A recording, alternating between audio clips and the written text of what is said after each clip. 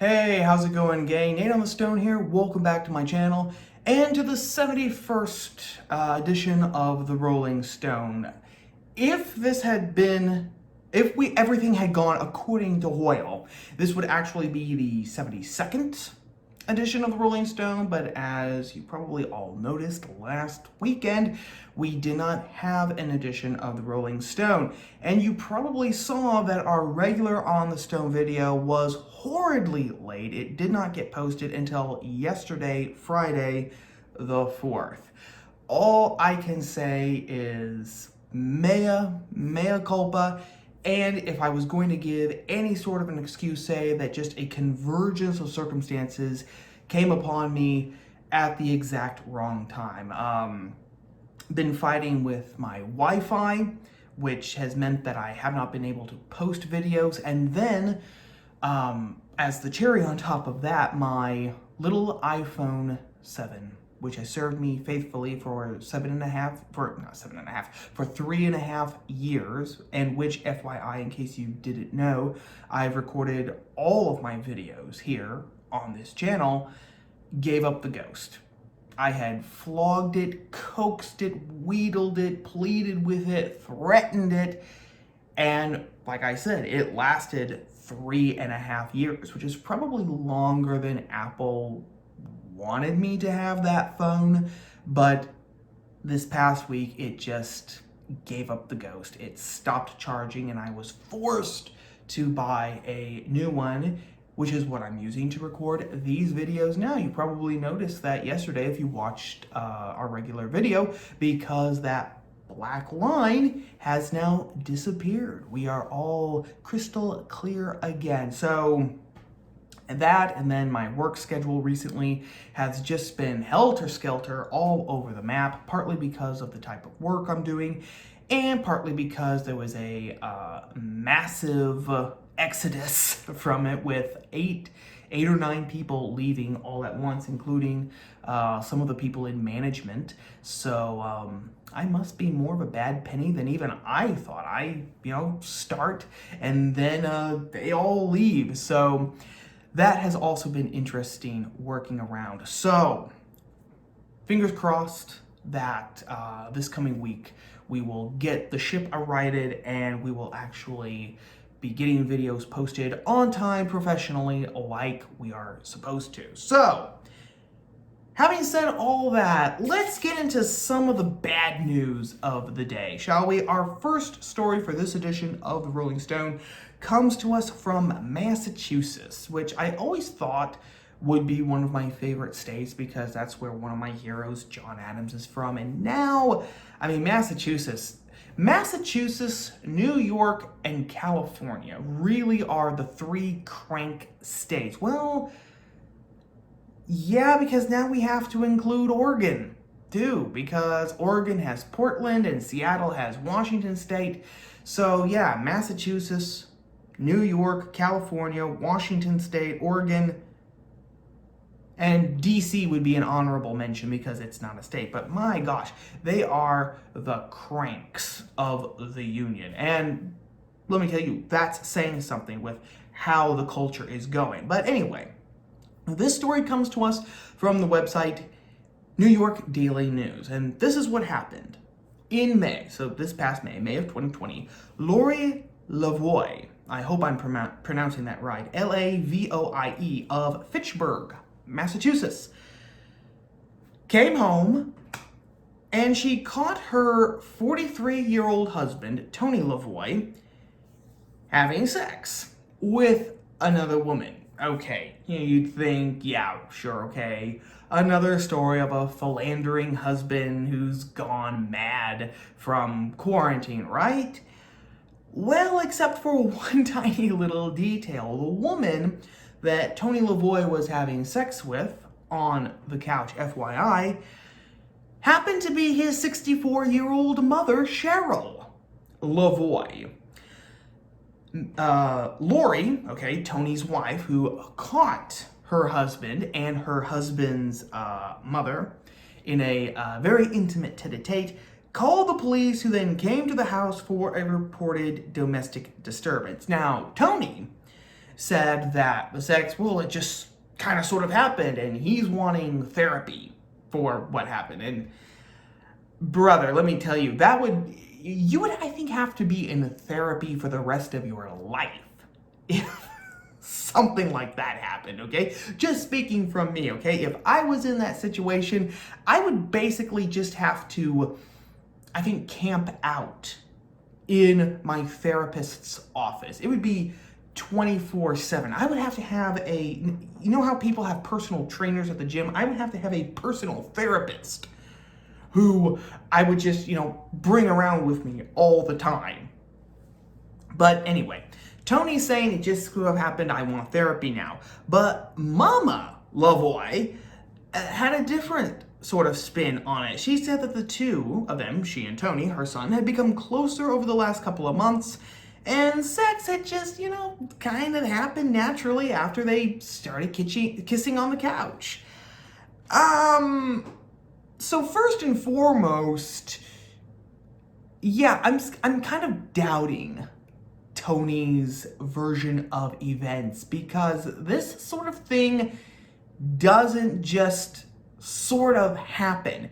And it especially doesn't just sort of happen when you've started kissing your mom in such a way that sex seems to be, the natural progression, the natural way to go. So no, I'm calling bull on Tony's story, okay? And to sort of reinforce the previous point that I made, if you and your mother, or if you and, either one of your parents are gradually becoming so close that, sex just seems, oh, sure, it's just the next stage in our relationship, then even if you haven't had sex, you need therapy. If you are any sort of normal person and not some sort of a freak or a weirdo, you need therapy. Let me just put that out there. Now, if convicted of incest, Tony and Cheryl could both serve 20 years in jail. And FYI, both have pleaded not guilty. But here is the question that I want to raise with you, gang. And this is the reason why I chose this story, okay? It's not just for the sensational value of the story and the hopes that this video will get tons and tons of clicks thanks to its catchy and clickbaity title. But here's the serious question, okay? Why should Tony and Cheryl go to jail? Serious question, why should they? Okay, the sex, according to both of them, was consensual. Neither Tony nor Cheryl, twisted the other's arm in order to coerce them to have sex.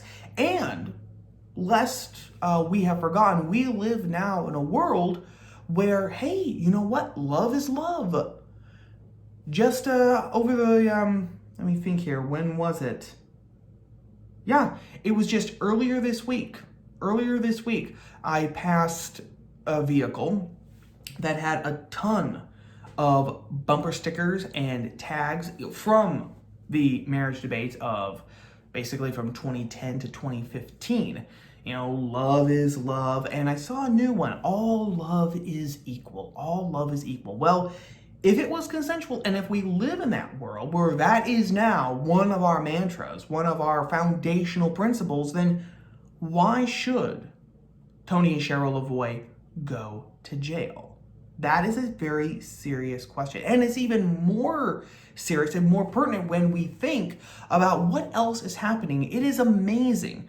Only 5 years ago, the Supreme Court gutted the definition and the idea of marriage in the Obergefell decision. We just passed the 5-year anniversary because it was June 25th, I believe, was the 5-year anniversary. And in that time, we have seen now people arguing with complete sincerity that pedophilia, there's nothing wrong with that.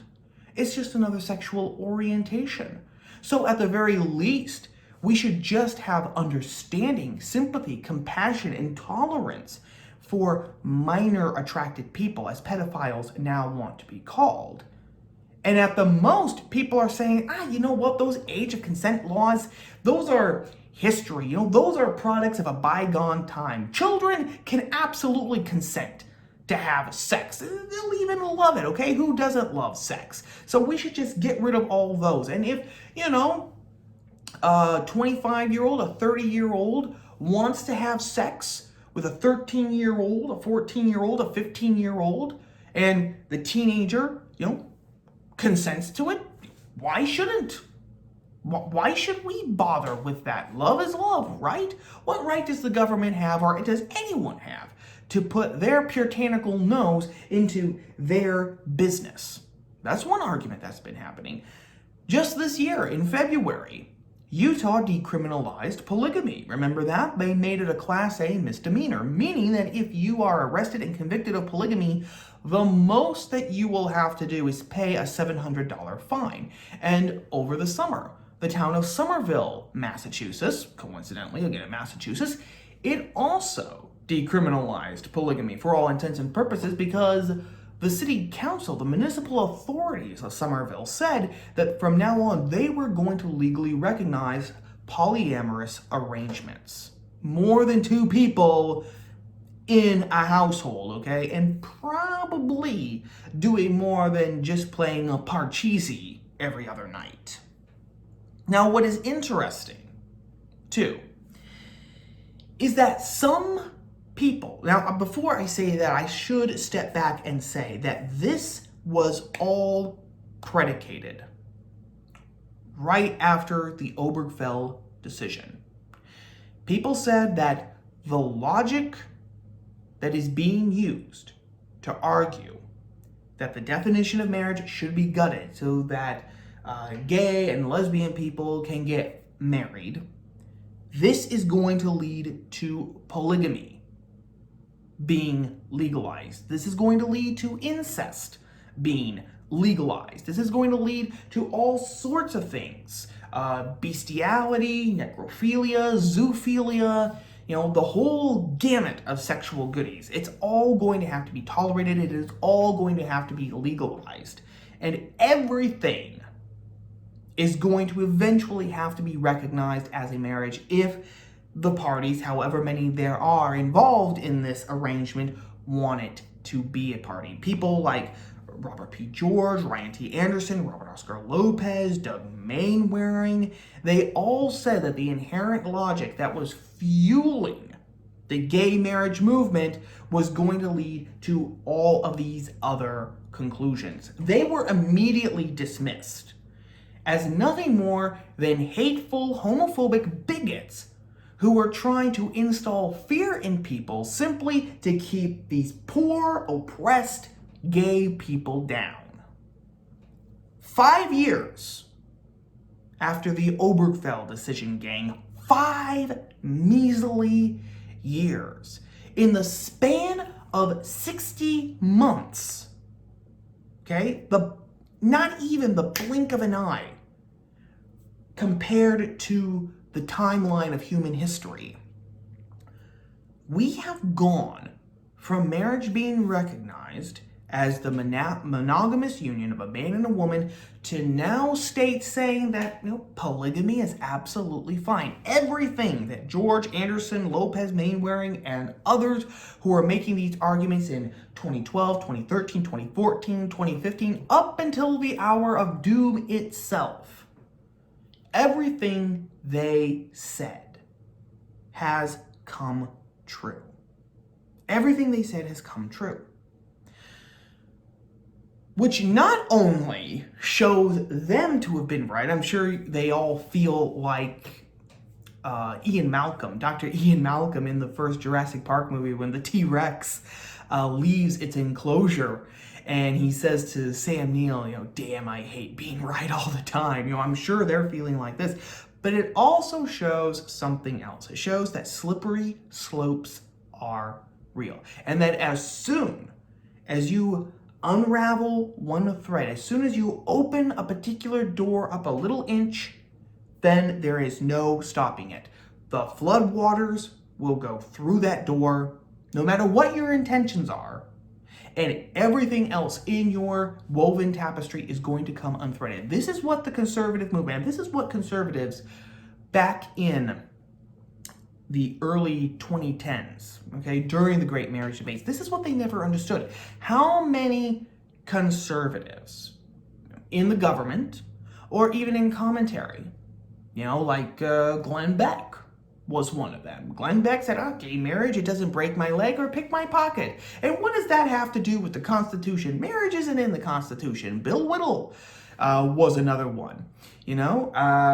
Today, Lauren Chen is another one who has absolutely no problem with gay marriage. What these people never understood was that the slippery slope was real, and that as soon as you gut something of its metaphysical essence and its raison d'etre, then the sky's the limit. There is no logical reason why you can't go another step. Now that sex has been separated from procreation and marriage was separated from procreation, there is absolutely no reason why polygamy or even incest should be outlawed. There's even really no reason why pedophilia should be kept illegal.